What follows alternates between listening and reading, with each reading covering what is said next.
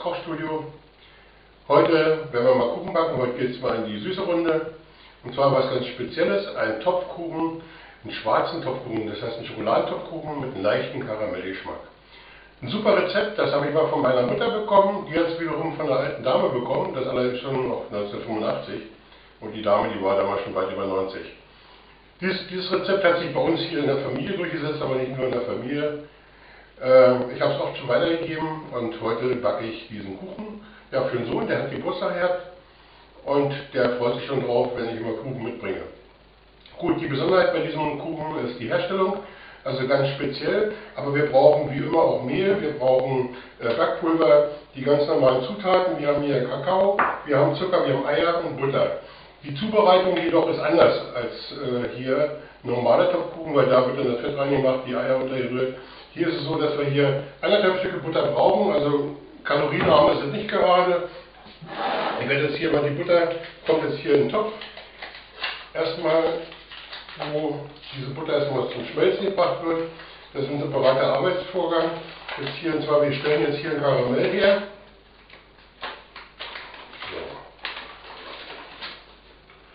So, und zwar 1,5 Stücke. Und es ist nicht wenig, aber der Kuchen, der Vorteil bei dem Kuchen ist, dass der unwahrscheinlich auch lange frisch hält. Die Besonderheit hier, ihr werdet ja gleich noch sehen, wir müssen auch noch Eischnee schlagen, aber das machen wir gleich, wenn wir das hier erstmal drüben haben. Ich stelle das mal rüber jetzt hier, dass wir ein bisschen Platz kriegen jetzt zum Arbeiten. Die Butter kommt jetzt auf den Herd, wird geschmolzen, da kommt der Zucker dazu, das wird karamellisiert, das zeige ich gleich nochmal im separaten Vorgang. So, Feuer ist unter, also müssen wir uns jetzt ein bisschen beeilen. Ja, jetzt geht es hier weiter mit der gesamten Herstellung des Kuchens. Ja, wir brauchen hier 6 Eier. Wir brauchen Mehl, sind hier 300 Gramm Mehl, wir brauchen 4 Esslöffel Kakao, richtig Kakao zu backen, dunkler Kakao, 2 Teelöffel Kaffeepulver habe ich hier mit dran, Prise Salz. Ich mache den Kakao erstmal hier mit ins Mehl rein. So, das muss mit gleich durchgerührt werden. So, dann das Puddingpulver kommt mit dazu, ein Päckchen Backpulver mit dabei. Alles hier in die Mehlmischung. Das wird dann gut durchgemischt und dann nachher auch hier gesiebt rangetan. So, die Eier, die werden getrennt. Das werde ich gleich machen. Das ist dann schon fertig, damit der Film auch nicht zu lang wird und euch nicht zu langweilig wird. Ich denke mal, dass das so jeder die Eier getrennt werden. So, ich bereite jetzt gleich vor, den Eischnee schlage ich schon mal und die Karamellmasse mache ich jetzt fertig und dann sehen wir uns gleich wieder, wenn es dann hier ans Eingemachte geht, wie die Zubereitung ist, bis dann der Kuchen in den Ofen kommt. Bis gleich.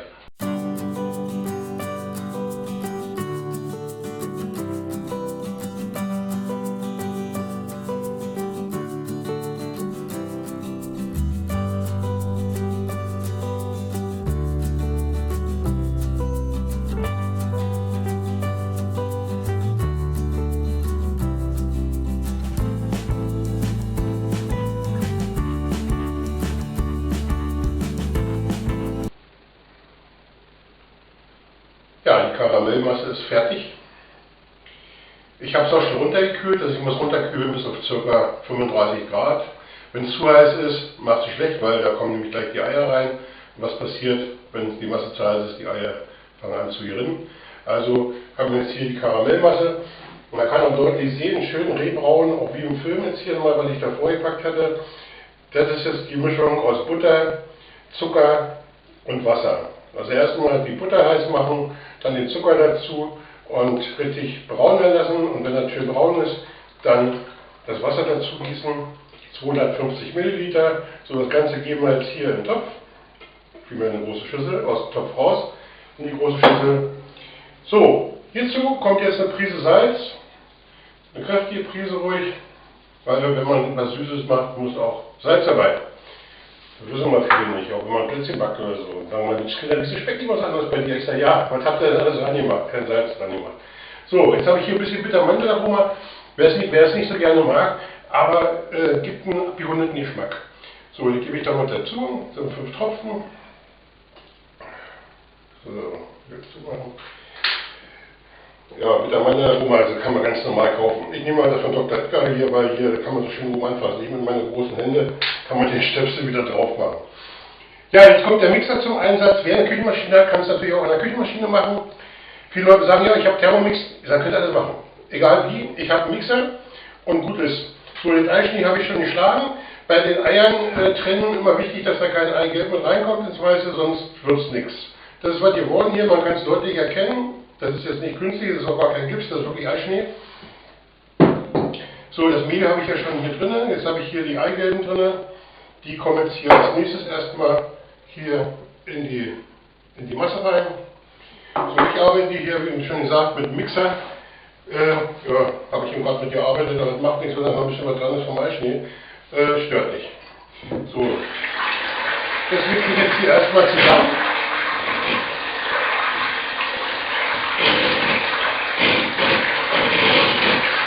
Die Eier richtig aufgelöst haben jetzt hier mit dieser Masse. Das haben wir eine richtig dünne Brühe hier drin. Wenn Kinder sagen die Leute, ja, der ist ja flüssig, der Topfkuchen, richtig. Soll er auch sein. Und daher ist es halt was anderes. Der Vorteil bei diesem Topfkuchen ist, wenn er wirklich mal ein bisschen länger stehen bleibt, was ich eigentlich nicht glaube, den kann man wirklich eine ganze Woche lang immer noch essen. Also wirklich, wenn der 5 oder 6 Tage alt ist, der ist immer noch frisch. Und auch richtig fluffig. Die Besonderheit dabei eben hier die Geschichte mit dem Eischnee. So, jetzt nehme ich hier meine Mischung hier aus Kakao und Mehl. Die wird hier reingesiebt. Ich mache erstmal 2 Löffel, große Löffel allerdings. Ihr seht. Ja, ich habe andere Dimensionen manchmal. So, jetzt fange ich an jetzt hier mit dem Mixer das hier leicht runterzuheben. Nicht zu doll, den Staub zu doll. Ich habe schon wieder Weiß dran, den ich noch anbauen. Aber ich komme Kakao.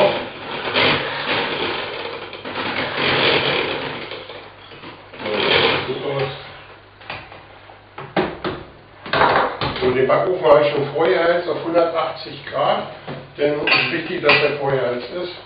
So, jetzt kann ich hier das restliche Mehl dazugeben. Die Mehl-Kakao-Mischung mit dem Backpulver kommt mit dazu. Das Puddingpulver ist ja auch alles drin gewesen.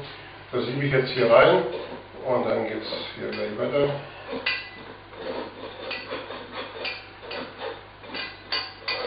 Ja, warum sieben, dass da keine großen Klumpen drin sind, macht sich immer besser. Aber wenn Sie Biskuit machen oder sonst dergleichen immer besser. Manchmal hat man ein Kakaostückchen drin und manchmal so ein Backpulverstückchen drin. Deswegen einfach hier durchsieben. So, das sieht gut aus. Ich kann es mal beiseite stellen.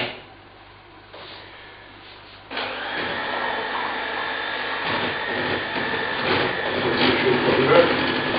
Wir einen schönen gleichmäßigen Teig haben, wie auch im Rezept beschrieben.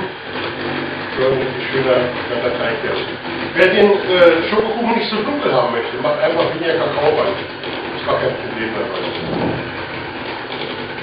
Jetzt haben wir hier einen schönen cremigen Teig. Also es kommt da keine Milch mehr dazu, nichts mehr dabei.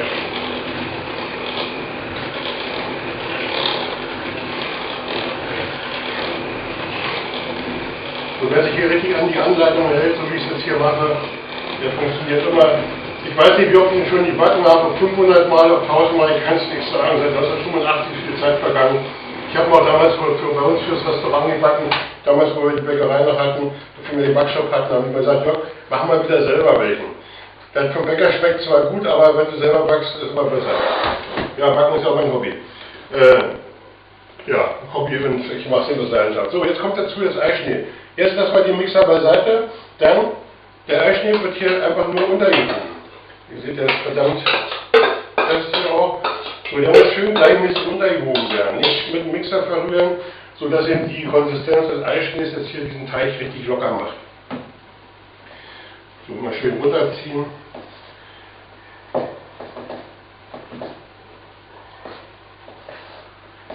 Ja.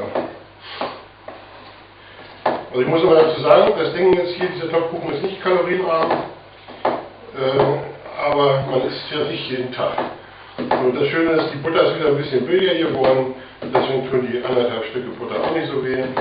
Ich nehme diesen Teig allerdings auch, wenn ich jetzt zum Beispiel mal eine Schwarzwälder Kirschtorte mache, weil er eben so locker ist. Dann kommt er allerdings in Sprungform, wird aufgeschnitten und dann nehme ich den eben für eine Schwarzwälder Kirschtorte. Die Masse reicht auch aus jetzt hier, um da 3 Böden rauszubekommen. Wir machen den jetzt hier gleich in die Topfkuchenform oder Kugelform, wie so manche Leute sagen. Bei uns ist ein Topfkuchen und so, damit er richtig schön aussieht, habe ich heute hier das edle Teil genommen, was meine Frau mitgebracht hatte. Ich sage, was ist denn das für eine Topfkuchenform? Ja, ich sagte, das ist von Tupper. Und das Ding heißt der Silikonkönig. Ich habe erstmal geschmunzelt, ich denke, naja, Frauen und Silikonkönig, ich habe gesagt, gut, aber das Ding hat sich wirklich schon bewährt, auch bei mir in der Küche. Ich habe den jetzt hier leicht gefettet, sollte man, geht auch ohne, haben sie gesagt, aber ich traue dem Frieden nicht. Allerdings habe ich hier kein Semmelmehl drin, so wie früher bei der anderen Form, man muss jemand Semmelmehl noch ausmachen, der macht es wirklich, ich habe mit Butter gemacht. So, jetzt ist der Teig hier schön glatt untergerührt, es sind keine Stückchen mehr drin, sondern gieße ich den jetzt hier einfach nur in die Form. Schön ist, weil er so flüssig ist, der verteilt sich, da braucht man nicht viel machen. Wie gesagt, jetzt hier 6 Eier dran, 1,5 Stückchen Butter. So. Komischerweise passt in diese Form mehr rein, als man denkt. Am Anfang habe ich mir gedacht, ja, das ist genau, die passt ja die große Menge rein. Gut. So, der ist jetzt hier drinnen. Der kommt jetzt hier für 1 Stunde jetzt hier in den Backofen. Ihr könnt das zwischendurch auch mal testen. Ich habe den Backofen jetzt auf 180 Grad ohne Umluft. Bei Umluft ein bisschen weniger Temperatur. Wer Heißluft hat, nur mit 160. Also bei Umluft 175 machen und wer Heißluft hat 160. Unterschied zwischen Heißluft und Umluft müsst ihr gucken bei eurer Beschreibung am Backofen. Ich mache den ganz normal Ober-Unterhitze. Ja, und dann freue ich mich, wenn ihr das schafft, das Ding auch nachzubacken und mir auch hier einfach mal Nachricht gebt, wie er geworden ist und wie er euch schmeckt. Wie gesagt.